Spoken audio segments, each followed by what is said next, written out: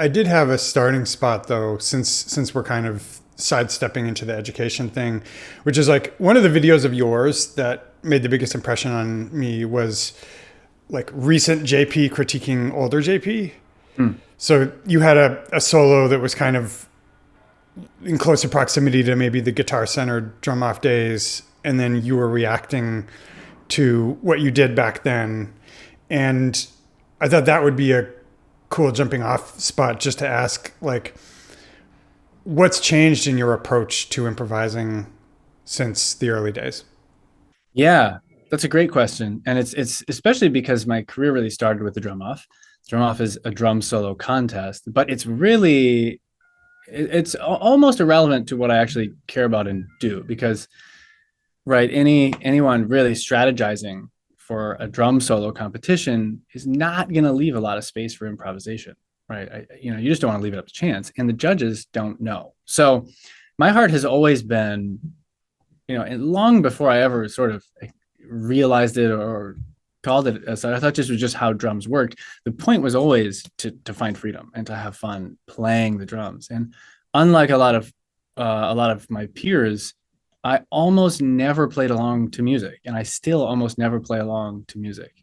There is like the flow is inherently rewarding. You know that, right? A lot of people have experienced that, and there's just within that, there's enough to continue exploring. So, as far as playing solos and improvising goes, right, the drum off was totally, not note for note, but it was largely scripted. There were a couple moments where the fill would change or whatever, but after that. And I was really unhappy with that solo, right? I just could, even like the next couple days, I like couldn't bring myself to watch it. And the reaction was not great, actually. It was really kind of crushing. The first, I was like literally, what am I, 22 at the time or something? Had just done the biggest thing in my life by far. And I'm looking at, a career is blooming before my eyes. And the first comments were like, like ripping on it and not as great, the octopad, all this stuff. And I look back at it and I'm not particularly happy with it either, but it was an interesting sort of turning point because it was an important moment in my life, obviously, as a catalyst for the attention that it brought. But improvisation and playing wise, right, it was really motivating because I would watch it back and just not, for the first time, like my weaknesses were so clear to me in that clip because it was so widely broadcast. But so many things, not necessarily because of the drum off, but like, I did like a left foot clave and that, and I had been working on, these were just things I was practicing at the time. I didn't like do them. I didn't like think to do them for the drum off. I happened to be into left foot claves at the time at Berkeley. I happened to be into 5/16 time signature or quintuplets in the beginning of the solo, which my teacher had introduced me to. So I formed them into a solo. But what's funny is a lot of stuff I literally haven't played since. Right, left foot claves, like those just left my interest in vocabulary at that exact moment. And I was really unhappy with how it grooved. So I started thinking more about just like it feeling good and it sounding good. And my chops were all over the place. So they didn't sound like the players that I liked who chopped. So I was trying to rework that. So it was really a moment of kind of destroying things and trying to really take stock of my strengths and weaknesses and build from there. After that, I did this never mentioned holiday tour with an easy listening piano player around the Midwest. And the fun part of it, well, I met a very good friend on it, which was a silver lining, but also I had a drum solo every night. They're like, yeah, take 3 or 5 minutes and play a drum solo during like costume change for other people, if that gives you an idea of the type of gig we're talking about. And it was really fun. And so I would go into that sort of with the original mentality that I had done drum solos with, where I was like, there's 3 sections and the beginning and the end are similar. And it was this very sort of like classic cookie cutter solo, which worked for me for about 4 days. And I was like, this is very boring. So then I would be talking to my friend, the bass player, and he would give me prompts and he would say like bubbles, start, play the solo around the theme of bubbles or rattlesnakes or war or something. So slowly I just started getting away from like the typical structures. And then eventually I started just realizing that as I was doing more clinics and just like, I was always insistent on having no plan at the beginning of drum solos after a while. And what I realized is there isn't a shape it needs to take. It just needs to have movement. It needs to have evolution. And it can be this sort of like, you know, this, and then it can end, and that can be fine. There doesn't have to be like a climactic moment right before you call back to the beginning thing or something. So more and more, I've pushed more toward in my playing and my improv, trying to find as cliche and ambiguous as it sounds, just like greater freedom. And what I mean by that is sort of like avoiding my own cliches, like as Darren King put it in an interview I did with him recently, like imitating yourself. You start to like identify what your sound is, and then you're like nervous in the moment. You're like, I'll do the thing that I do, you know? So really trying to get away from that. And more than anything, just trying to make the internal experience be really rewarding. And for that, for me personally, that means like not pulling the ripcord, as Mike Johnston would say, and like falling back into like you know, old go-to patterns that sound good. And to tie it to the moment now, I'm really, you know, I've stripped my drum set down. I'm playing like a really limited jazz kit, and my interest is is melodic majorly. Like, can I play a solo where I never bust out the bells and whistles, where I never do the impressive chops I know I can do, and can I make it captivating and engaging because the melodic content is sufficient in itself. That's the goal I'm at right now. And I'm going to post actually a video I did at Drumeo. It'll probably be up by the time this posts, I guess. I did a little drum solo when I was there, and they sent it to me to post. And I feel like it was a moment I was proud of, because I was like, I'd never leaned into I never went for my like go-to chops. I sort of like was able to just stay calm and commit to the goal of focusing on the melody the whole time. And I'm pretty proud of it. So that'll be fun to check out. Can't wait to see that. With your own students, do you feel like there's a minimum ability level somebody has to reach before they can start just speaking freely and in an unstructured way on the drum kit? I.e., how early do you encourage them to start just exploring without any structure? Yeah. This is opening up a really big door that I'm excited to talk about with you, because I think we actually think pretty similarly about this stuff. So I like to think about, I think improvisation, it gets characterized kind of in an unhelpful way, where a lot of times people think about, when they think about improvisation, they associate this sort of like what's it called? Just like a non-thought flow, unstructured, like you mentioned, just like, let's see what happens kind of thing. And really the key to my success teaching improvisation, right? And this is the niche that I've carved out the last 4 years. That is what I teach on my website, but it's not playing drum solos, right? You learn fundamental skills, right? You learn ghost notes, but you learn them in a way where you then have options, and you're able to move between options within just the ghost note category, so that you can improvise with your ghost notes, for example, meaning in this case, you have a lot of options and you can move between them fluidly without it sounding and feeling like an exercise. So even that example, there's a lot of space between doing drills and doing like what I call scrimmaging, which is like actually imitating a drum, like no rules, like let's see what happens. And a lot of times people are thinking that's what improvisation is. And then, as I've heard you say actually before, like then we have drills, and you know, we're doing paradiddles, and those don't magically translate into suddenly you can improvise with paradiddles. So you can play 100,000 paradiddles in your life. You might not be able to do anything interesting with them.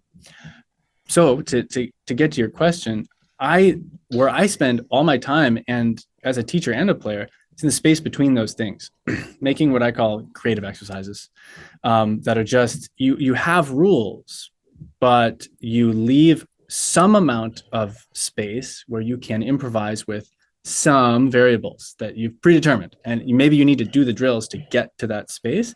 But in the very beginning, you might have only like tiny little bit of improvisational space. One example I like to think about is, the paradiddle groove, cut, boom, cut. If you think about the right hand melody there, chunk, chunk, chunk, chunk, chunk, chunk.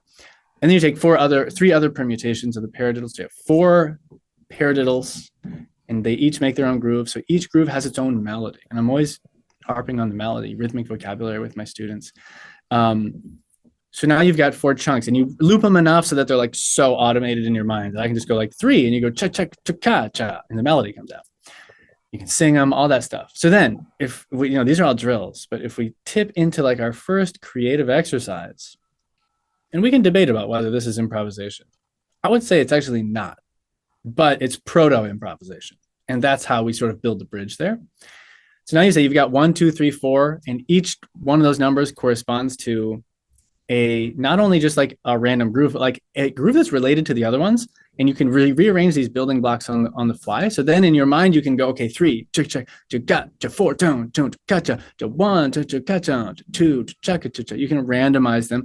And then so what we're saying is the only improvisational freedom you have is which block comes next. But everything else you've locked in place. And that's just all you can handle, because the trick is to sort of reverse engineer things down to where the student can handle it. And then you start to move, stepwise. And let's say we get to a point where that's really easy now, and the student they're not looking at a PDF, it's all in their mind. They're thinking 1, 2, 3, 1, 2, they're playing this unfolding melody. And if you don't know what they're thinking, it kind of sounds like they're improvising a little bit. But then you get to this sort of threshold, this tipping point, where they're so comfortable with these, they have enough control with them, they have enough familiarity with the melodies, that all these adjacent melodies are available now. Right? If you're going chung chu chu ka, you might, and you're going chu chung chung ka, and you're going chung chung ka, right? These are all built in. Then you might be able to go chu chu chung ka, right? There's just another pattern, and you're like, okay, I think I can just do that one now. So you get kind of past this threshold where it's not like you can play everything, but you can start exploring and actually improvising. And again, you're very constrained and you have super tight limits, but these are the prerequisites. I think I'm without having heard you say it, I'm sure we agree on this. You don't just suddenly become able to improvise one day. It's a skill. So the skill of rearranging vocabulary on the fly, or the skill of thinking of an unfolding melody and deciding how it gets delivered to the drum set, those are skills just like any other skill that you practice and develop with specific strategies. So to answer your question, not on day one, to be honest. When can people start improvising? You do, like, the threshold of fundamentals you need is, I think, pretty low, but that doesn't mean you can just start, going. It doesn't mean anything cool is going to play when you just, or appear when you just open the faucet. You can start to introduce these early games, right? And I was writing this, I was for a while working with this school in Shenzhen, China, that had a ton of students. And they after I was doing a clinic tour there, they asked me if I wanted to work with them to develop a curriculum. And we're talking like 4-year-olds to 10-year-olds maybe. And I was really excited about the opportunity. COVID kind of ruined it because everything had to kind of get shut down. But I was like halfway through this many-year curriculum. And what I was doing is trying to like bake improv in, so you sort of learn it by accident, by essentially creating these games, kind of like the one I just described, or like moving from the downbeat to the upbeat, down, down, up, up, up, down. I was talking about the down, up method. So these little games where if you can do the game correctly, you are improvising some element of drumming. And then from there, there's always like from there, you can build a ton of variety, right? So the paradiddles example, like from the point where you can rearrange them in your head and play them very easily, you can build a ton of variety. With the down up method, from the point where you actually master the down up method in its very boring form, then you can build a ton of variety on that. And, it's like, I'm still thinking of the down up method almost every day when I'm playing the drums, just as a way of thinking of unfolding melodies. So anyways, long answer to your short question, but pretty early on, I would say you can start thinking about it. I think we agree on them pretty early on. Another thing I think about in the sort of intermediate to advanced space is that the difference between like 78% proficiency and 93% proficiency, just pulling these numbers out of thin air. But I think it's useful as an analogy. The difference between those two is huge. Like the difference between intermediate and advanced drumming kind of lives between those two numbers in my head. And one challenge, I guess fun challenge I find with students is getting them to have an insight where they start perceiving that difference. Because some people will come in and they'll be playing one of my exercises, but something analogous to that rearrangement thing you talk about, which I have a version of that I call the switching exercise. The parallel thinking is interesting and slightly creepy, but I'm here for it. But they'll be doing it well, but the stick heights like won't be completely consistent and the sounds won't be completely consistent. And there's always this trade-off, I feel, where you don't want them to get bored and you don't want them to feel bogged down. But at the same time, you do kind of want to handhold them through that insight to realizing the difference between how it sounds and how it can sound, so that they can master it in a small way and then like get some kind of a confidence boost. But does that jibe with you at all? And if so, like, how do you approach that with students? Yeah, I'm with you 100%. The charting the course for them, right, is so important as a teacher.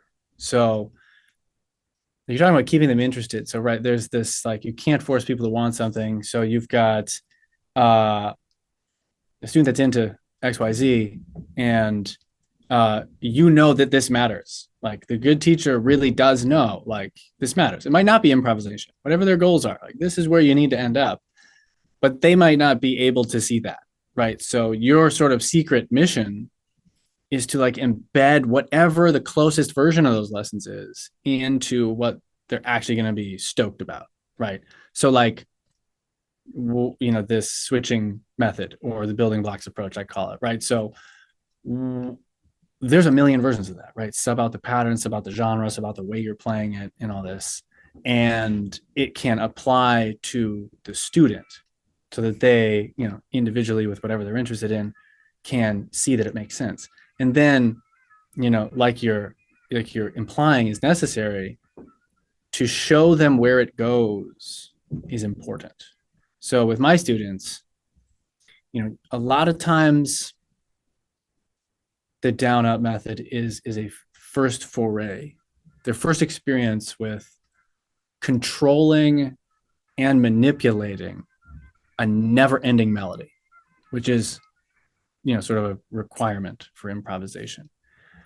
And it's a simple game. So, you know, we're talking about intermediate advanced, but like, I don't want to imply that my students started intermediate, right? Part of the beauty of what I'm trying to do on the website is that for beginners and actually intermediate drummers, but for beginners, this is their first foray, and then they see it, and then you go, okay, this is the down up. First of all, notice what it feels like to create an unfolding melody and really be improvising it. You're making it up as you go, but you have control and you can choose how you manipulate it, right, within our confines. But this is a really important moment because that's the first feeling of improvisation. And a lot, again, like, you know, we've said, a lot of people, they have this feeling that improvisation is something that sort of just magically happens, right? It's the no rules game. And I've seen people do it and they tell me not to think. And when I don't think, nothing cool happens. So I guess I don't have it, but you're getting this moment and you go, okay, that's actually also what it feels like when your favorite drummer's doing it, right? They're playing a melody that they can control and manipulate, right? They may be sort of like able to distance themselves from it because it's all automated. Sure. But that's what it feels like. And they're actually similar melodies. And so, hey, you're improvising. It's possible. And then what you can show them is, here's a next step. Here's 3 next steps that you can easily imagine doing, right? Whatever it is, substitute a kick in or like orchestrate or add a left-hand accent instead of, you know, where the ghost note is.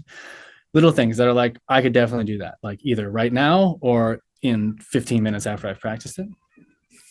And then you chart a few more steps, right? Okay. And then since you can imagine those, it might go here. And then here's me sort of using this same tempo, same idea, same melodies, but now I've taken 8 more steps and this is where it goes. And I can show you every step between where you are and what I'm doing. And this is what I genuinely do when I am improvising. And eventually it becomes so easy for me to do this game that I'm able to, like that drummer you were just referencing, not think about anything and just do it. Right. So then it's like, okay, this seems realistic. And I am now, at least the student can say, I am on the path, as opposed to just seeing improv as this sort of ambiguous, mystical skill and not knowing where to even begin. Makes sense.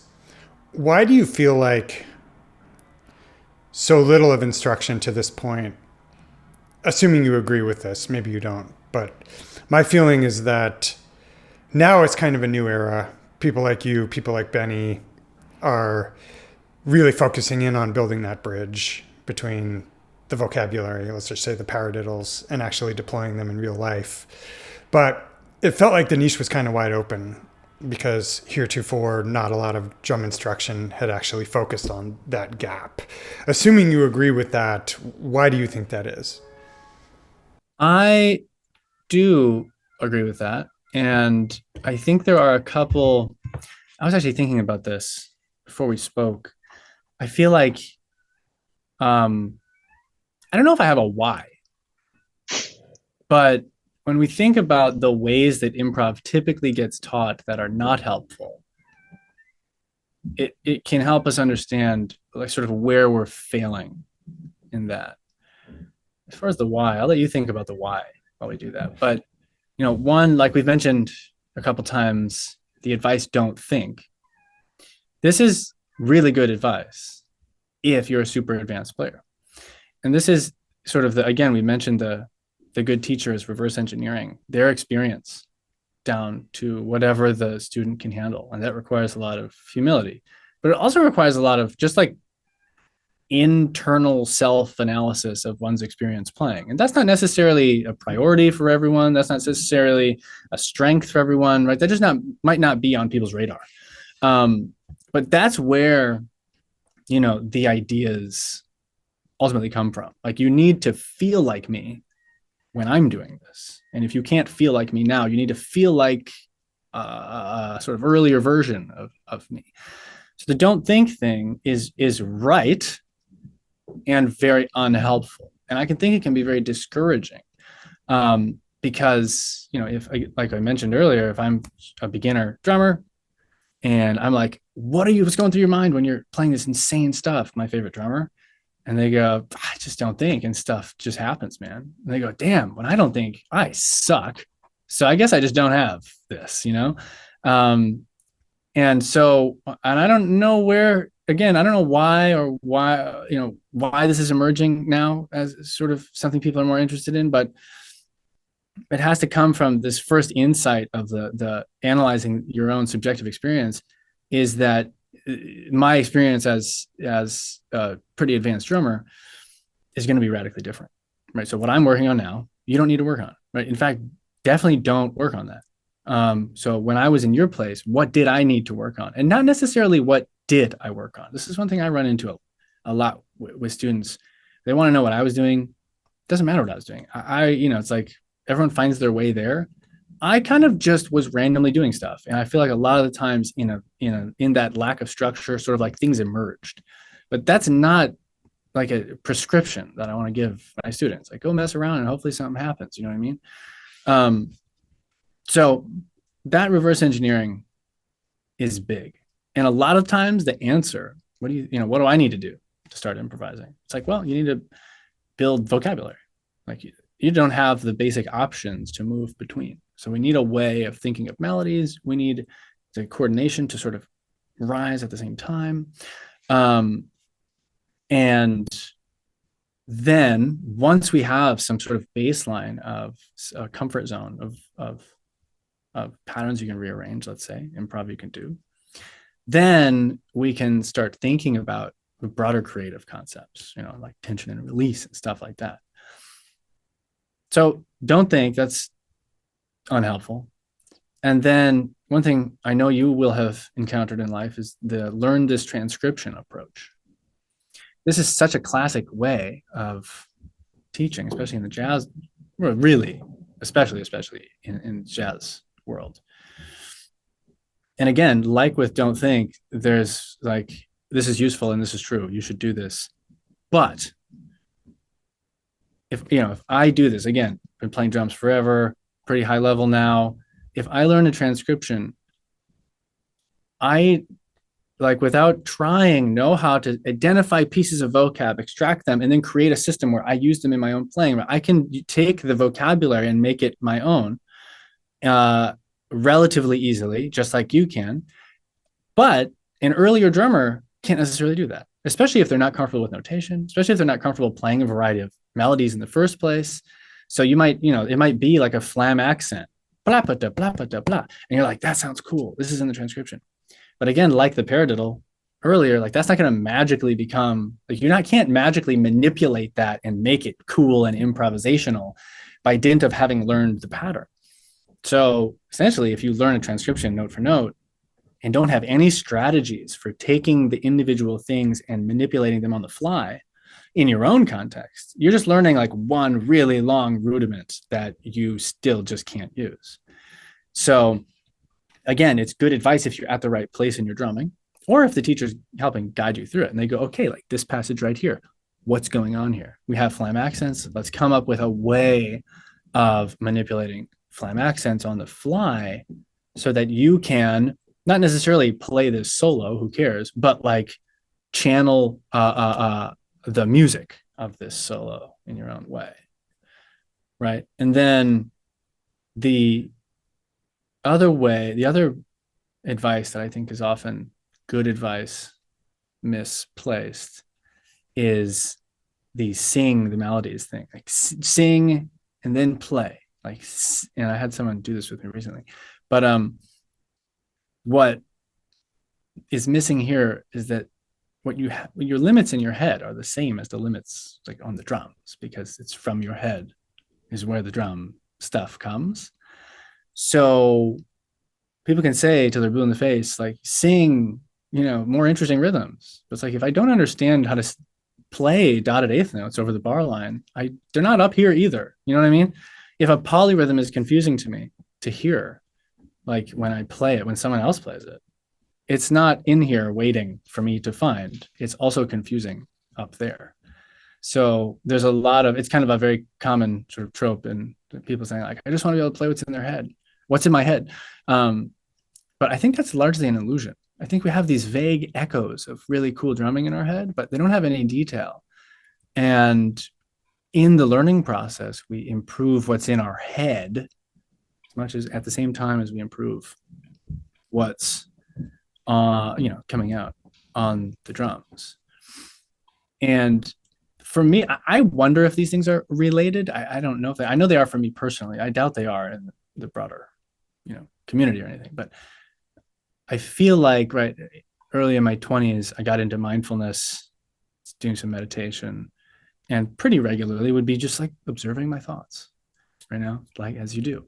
And I don't know, A leads to B, can't say for sure. But the insights I've had about teaching improv that we're talking about, like reverse engineering it, why is this happening now? Like the sort of mindfulness revolution that's happening around the country. Like this is a common term now, and it wasn't a few decades ago. So like everyone understands kind of like, okay, being present is a thing. I want to like tune into that and meditate and take breaths and pay attention to this and that.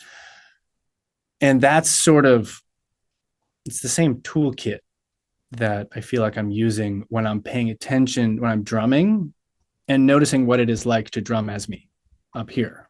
And so when I notice that I'm having sort of like almost like flashcards of ideas, and that those ideas like are recognizable things that I've worked on, and that I'm thinking of the melody more than anything, like these are all part of the subjective experience.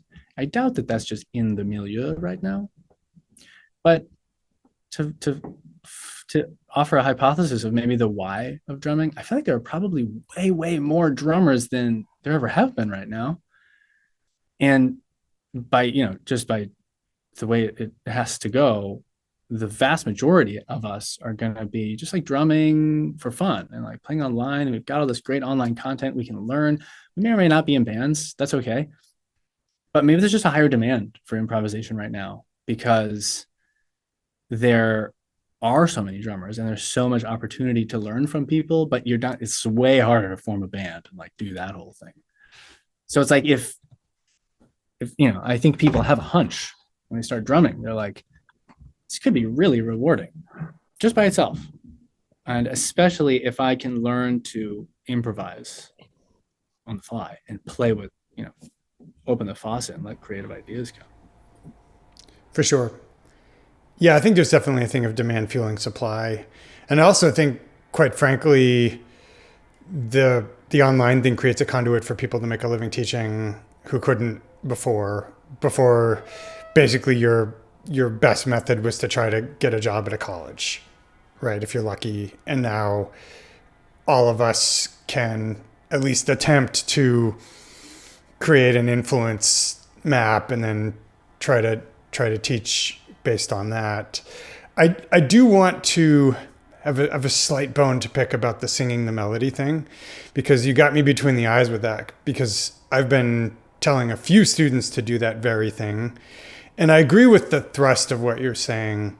I think maybe there are some very narrow cases where if a student's already built up a fair amount of vocabulary on the kit, it seems to me that there's sort of a top down and bottom up process happening. And sometimes kinesthetically, the way it feels to play something can like really forge kind of a neural rut. And there were two instances, and I might be wrong, who knows, but there are two instances where I tried recommending somebody sing rather than play. And one was a student who had been working on a lot of time exercises with the metronome and could lock up with the metronome really, really, really well, but found that when he played certain songs, he was reverting to old habits and rushing and dragging in certain places. And my suggestion to him was to sing a bass line from a song while clapping something like a drum part in order to strengthen the kind of top-down neural pathway, or whatever you want to call it, right? Like, obviously, I'm not a psychologist, but it occurred to me that possibly by taking the kinesthetic feedback of the kit out of the loop, like maybe he'd be able to forge some sort of new parallel path there. And I think the similar instance would be if somebody's improvising in a particular context, like we're talking about degrees of freedom.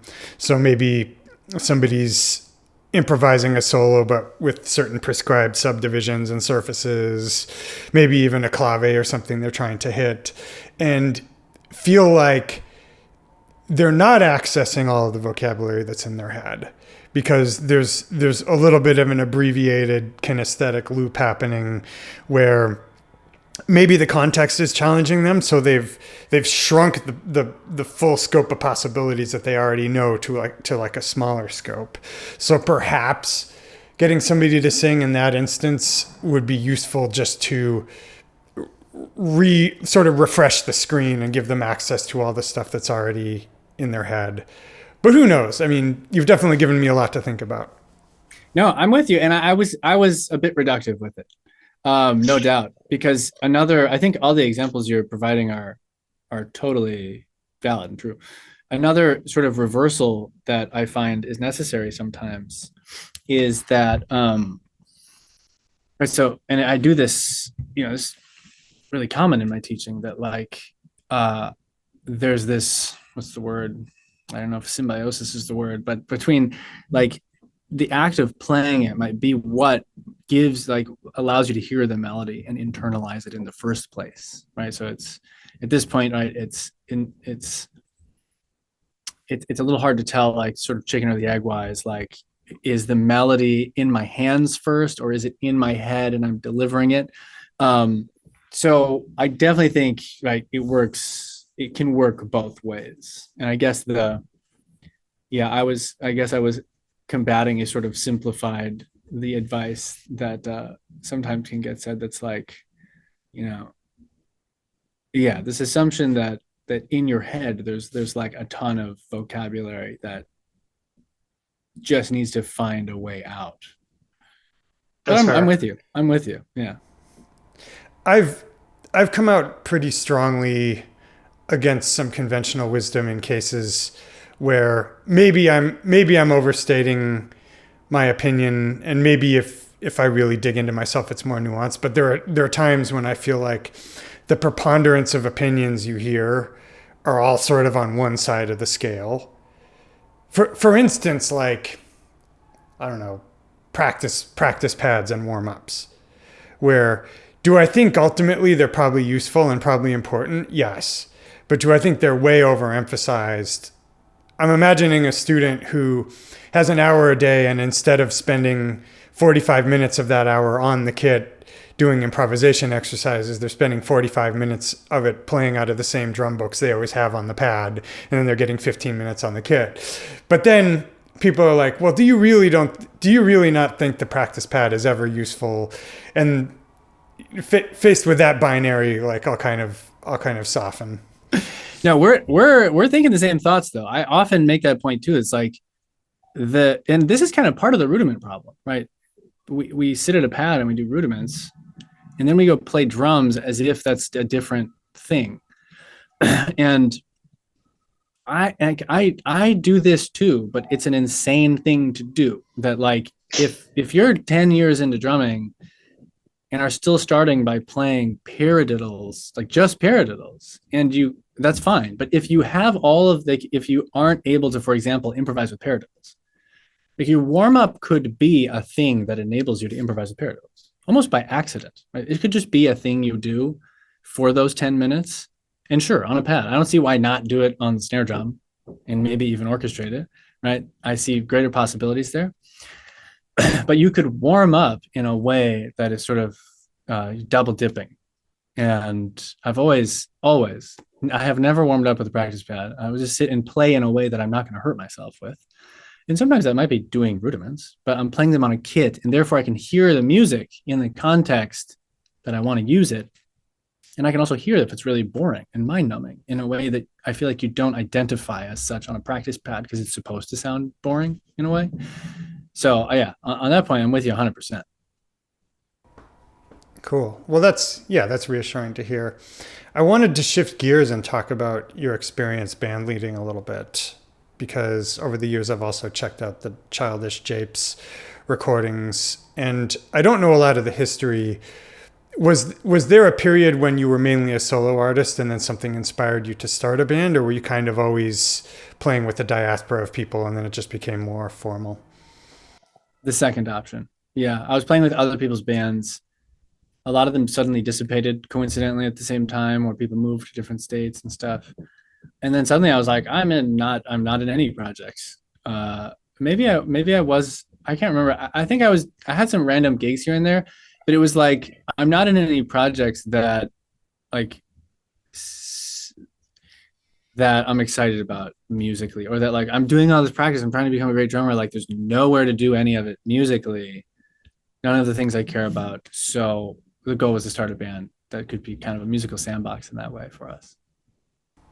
That makes sense. Do you feel like you're the type of person who it's easier for you to justify spending the time doing something if there's a goal at the end of it? Like, does having a band that you're learning stuff for make it easier to get into the shed and work on stuff for you?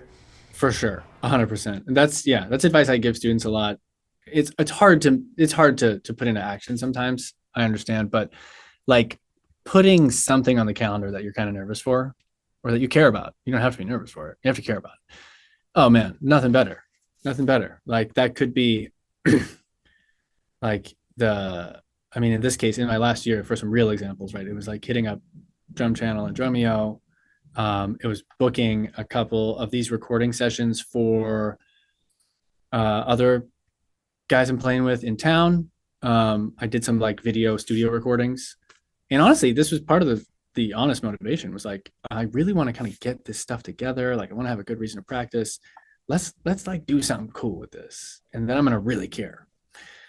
And that's honestly been missing the last month of my life. Like, I've spent like a few weeks not touching the drums, and that's part of why.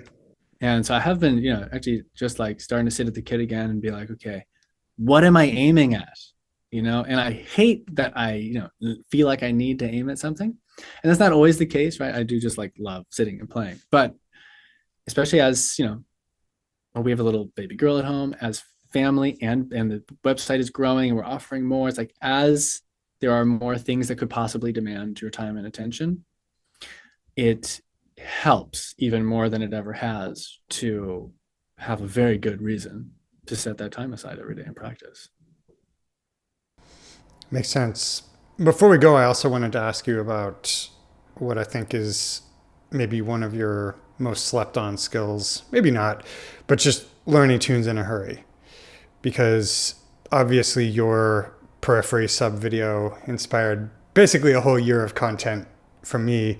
And then I think recently you did one with Drumeo where you learned a pretty complex tune with just one listen. And it seems like a lot of it is this sort of system you've developed for writing things out, like almost sort of a secret shorthand. But I'm wondering if you can talk a little bit about the genesis of that and like when you found it useful.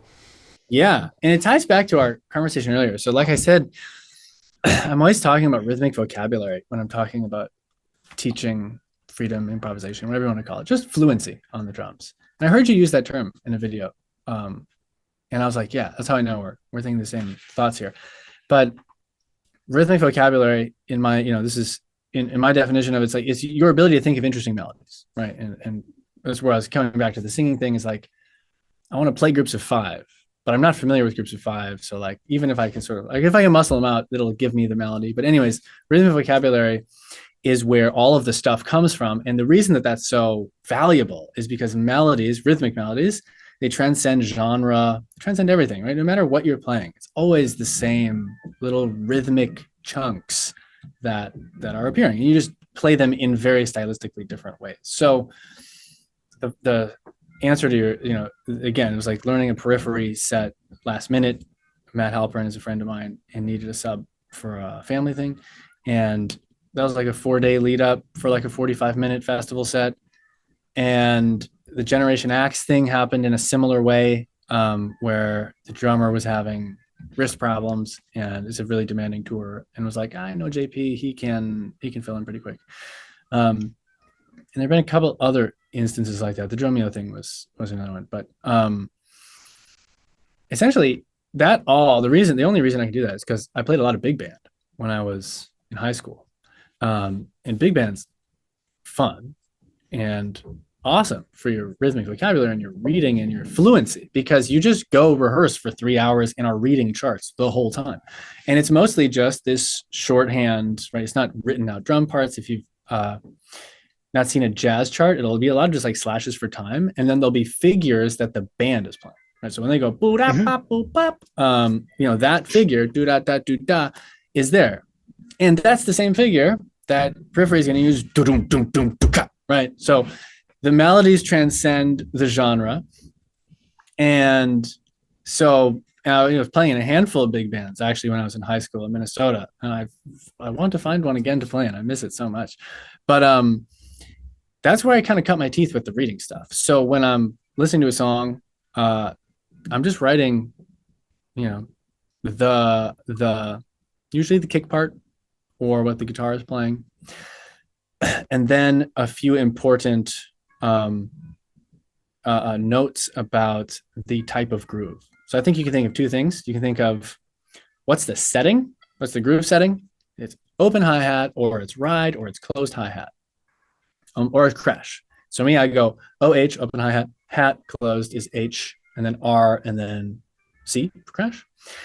And then what subdivision am I playing? So the eighth notes, I'll write eighth or 16th, a quarter. And then, so that's the setting, and it's basically covered. And then I'll write the kick and snare pattern as closely as it needs to be. So like in the Drumeo thing, the whole like fun of the game is like learn it as fast as possible. So, I'm just jotting down like a groove that's kind of close enough. And it's a lot, that song was a lot like do do ga do do ga do ga do do ga. So it's like maybe one of those kicks is wrong. No one's gonna notice. So it'd be do do ka do rest do ka rest do ka do do ka. And that'd be that. And the Periphery learning those songs and the Animals as Leader songs that I learned for the other tour were exactly the same process of just like really mainly focusing on what the rhythmic melodies were, oftentimes on the kick drum. If there were important snare drums, I would write those in. But there's a lot of repetition. And so the art is really sort of like writing as little as possible, so you don't have like too much overwhelming material to look at. And then just like paying attention to the form and like putting repeats and trying to be tidy when you can, so that you can basically like create yourself a little jazz chart with whatever genre you're playing. Besides that, it's a lot of, then you get into like the strategy of memorizing. And that comes a lot from like how you space things out. If you can hit things twice a day, it's crazy how much faster you'll learn things than if you do them once a day. And then like really, focusing on the hardest parts and then taking a break and doing the easy parts, focusing on the hardest parts. Can you sing the parts without the music? And then the last trick that I did, that I was really grateful to have done with the Animals as Leader stuff for Generation Axe, was I had a couple of friends come to the rehearsal space and listen to me perform them to them. So I wanted to get one take out where my nerves were going, right? They're friends, but still, I don't know. They're watching. Right. I asked them to come all the way over here. I feel a little anxious, and this is sort of a first performance. So your brain does different stuff when you're nervous. That's why you always like after the gig feel like you finally know the songs. Right? They're cemented in a deeper way. So I wanted to have a chance to be nervous, play the stuff, let that mysterious cementing happen at least one time before I went on stage, because I'm not used to playing on big stages, right? I've done just those couple tours. So, to be on this big stage, have in-ears, have the monitor guide, the whole thing, there was a ton that was already new and intimidating. So you're trying to just give myself like whatever leg up I could, really. The content makes itself. It's just such a good content opportunity, and to your credit, you seized it with both hands. Well, I could talk to you for hours. Obviously, it's the thinking is just super interesting. Like, so we should definitely do it again at some point. But where would you send people? Where's the first place you would send people to check out what you've got going on currently? You can check out what I'm doing at jpbouvetmethod.com. And if Nate's cool with it, you could use the promo code. Hit him with that promo code. You could use the code 8020. And that'll give you 30 days free to pop around and see what I'm trying to do over there. Again, the niche is carved. I'm teaching improvisation and flow on the kit with systematic methods that try to really make it hard not to get there. Well, it's been amazing speaking. I'm glad we finally got a chance to do it. Yeah, thanks for having me, man.